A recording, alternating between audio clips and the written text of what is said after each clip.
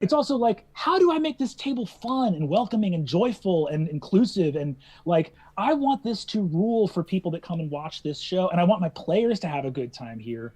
I would say that like, all credit to the amazing consultants we've worked with. Obviously, the fact that like, we have Allie Beardsley who can tell Pete's story with an authenticity. I We love have Allie so much. so much. They're incredible. They're We have amazing. Lou can tell Kingston stories with an authenticity, and then I'm just there to support them telling those stories.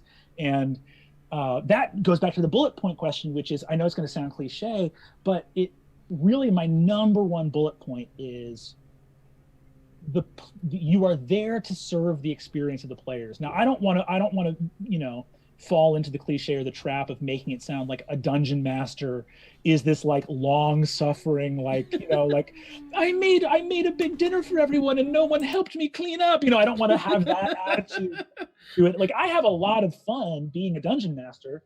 But what I would say is, within the fun of being a DM, the number one goal that I set out in prep work, both for a session and also for a campaign over a larger period of time, is peace. In my experience, PCs have the most fun when they get to experience the arc of a heroic story first person.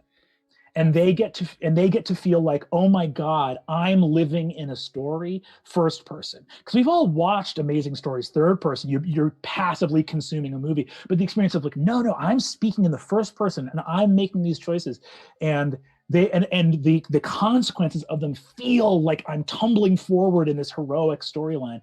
And I think the most important things for you to do as a dungeon master are, can you set up twists and hooks and story events to grant that feeling?